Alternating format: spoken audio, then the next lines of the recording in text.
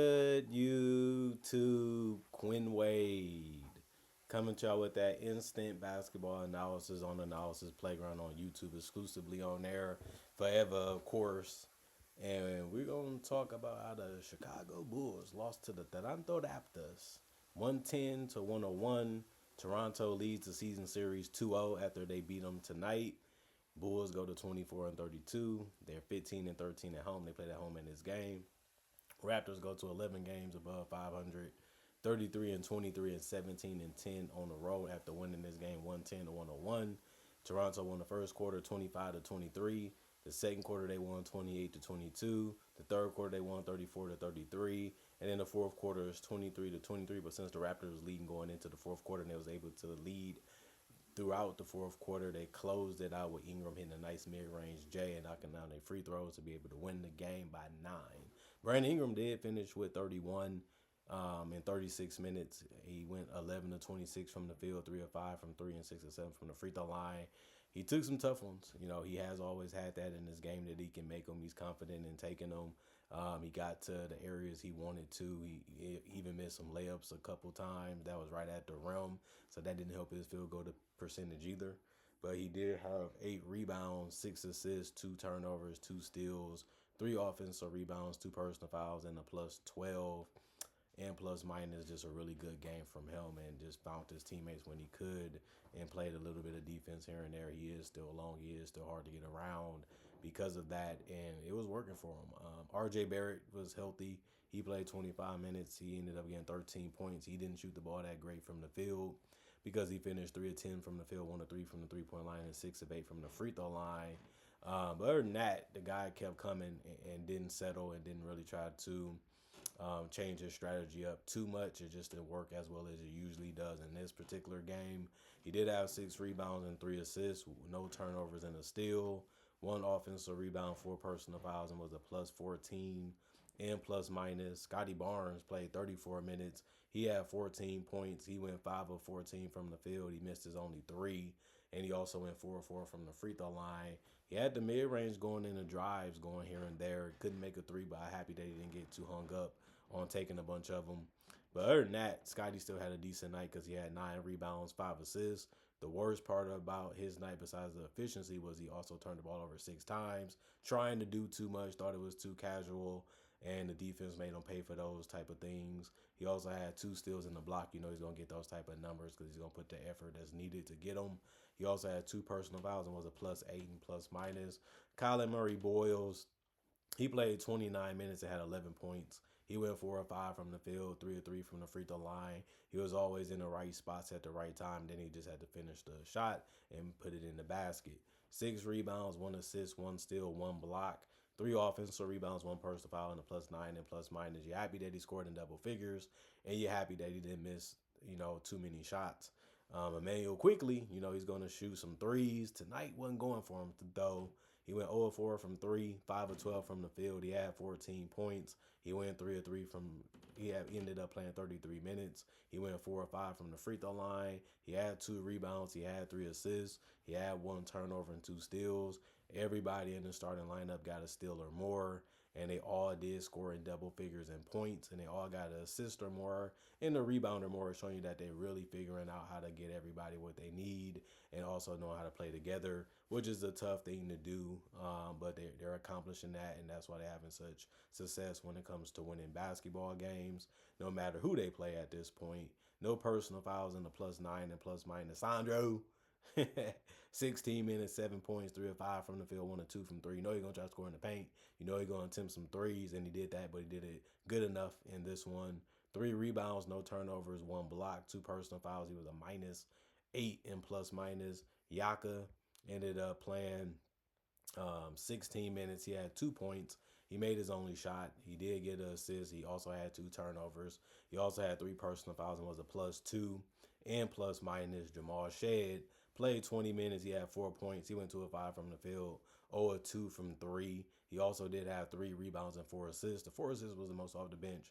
He's starting to get really good at it, and that's something that you have to be happy that he can bring to your team.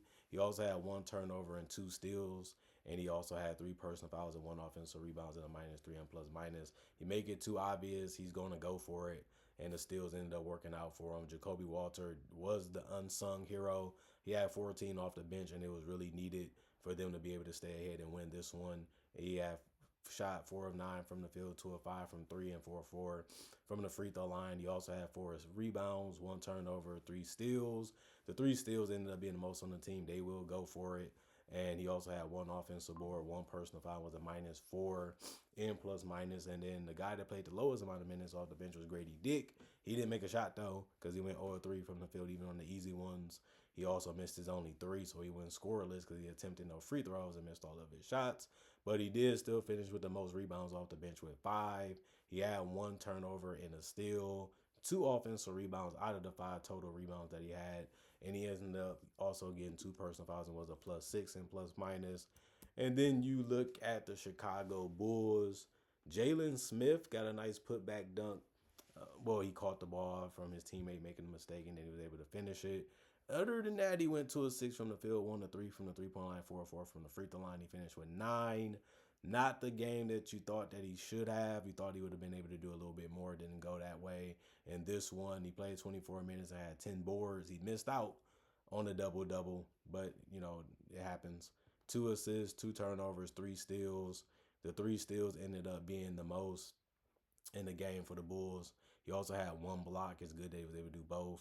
2 offensive rebounds, 1 person foul, and a -8 and plus minus. Isaac Okoro, 30 minutes, 16 points, 6 of 12 from the field, 3 of 5 from 3, 1 of 1 from the free throw line. He also had 5 rebounds, 1 assist, 1 turnover, 2 offensive rebounds, 1 personal fouls, and a 0 and plus minus.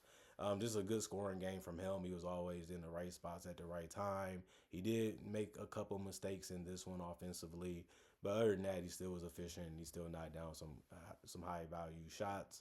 Matas Buzelis, he didn't have it going.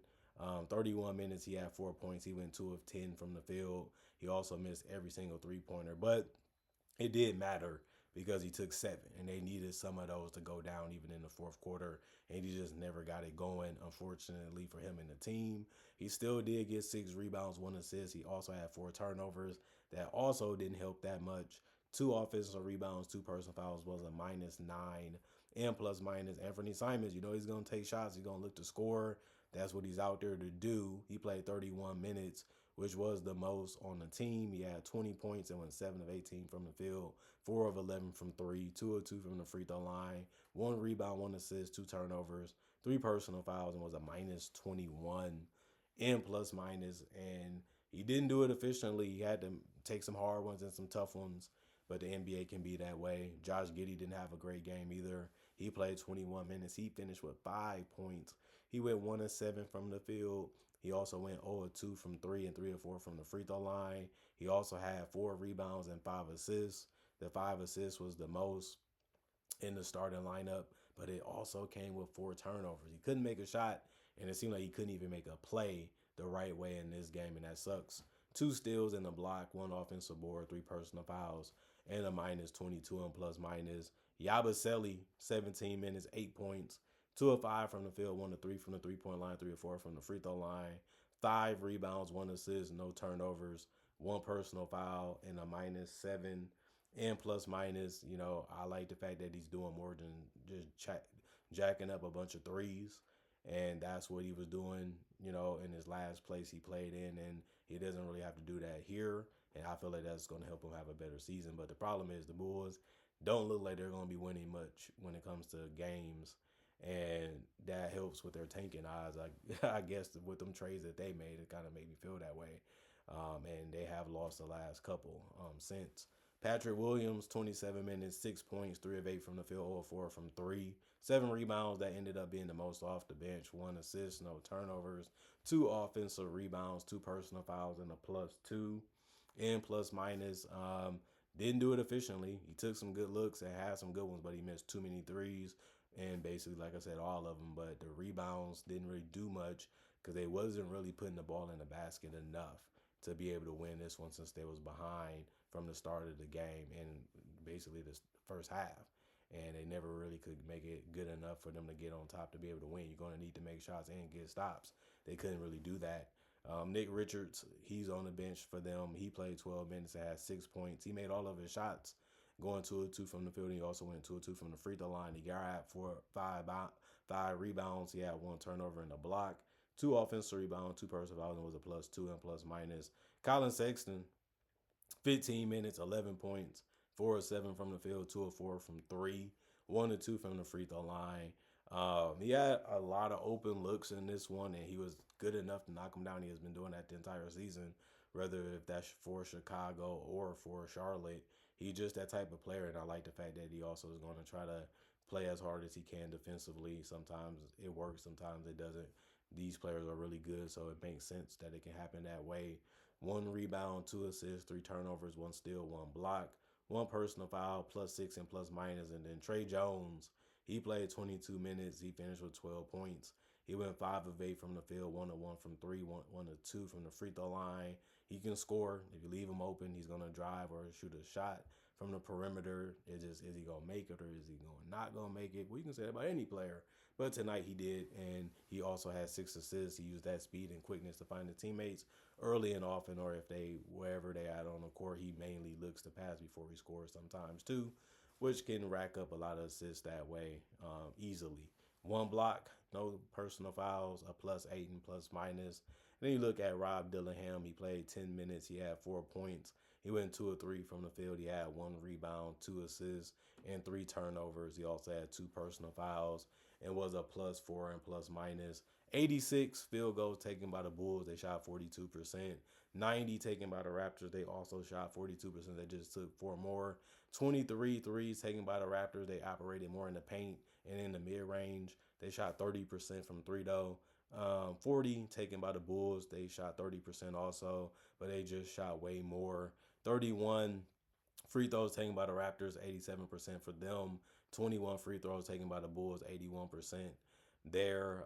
46 rebounds, both teams did that. 22 assists, the Bulls did that, and the Raptors only had 23, which wasn't far behind. Well, which was the Bulls wasn't far behind them. 20 turnovers for the Bulls, 14 for the Raptors. 6 steals for the Bulls, 14 for the Raptors, and that's way too many steals in a game. I mean, if you're trying to win this game, you got to take care of the basketball. That has to be a priority. 20 turnovers is just ridiculous. But the Raptors also did have 3 blocks, and the Bulls had 5. 11 offensive rebounds. Both teams had that, and both teams also had 35 defensive rebounds. But the Chicago Bulls committed 18 personal fouls, and the Raptors committed 20. But the Raptors shot 31 free throws, which was 10 more than the Bulls, like I said before, and they shot a better percentage. And I just feel like the Raptors was getting the shots that they wanted. And I feel like the Bulls was just taking tough ones. This is what we have to get. This is the best shot that we have. We have to live with it. We have to take it. We have to die by it. And it just wasn't a healthy recipe, a healthy diet to be able to win this game, because the Raptors are just better at it. And they didn't shoot the ball that great. They didn't shoot it too much different than the Bulls. They just had just better timing.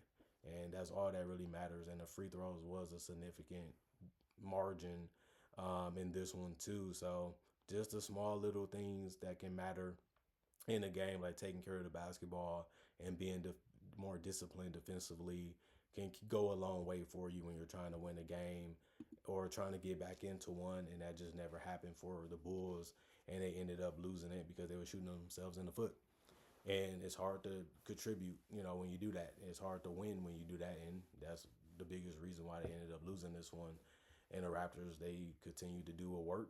They couldn't stop it. They couldn't really adjust to it. Even defensively, they could never really figure out how to take care of the ball. The Bulls couldn't, and it ended up being something that the Raptors was happy about because it helped them win the game. Comment, like, subscribe, share, hit that notification bell to get that analysis when it first come out. Y'all stay blessed up. Y'all stay good. Peace. And I'll see y'all later today, hopefully with more analysis.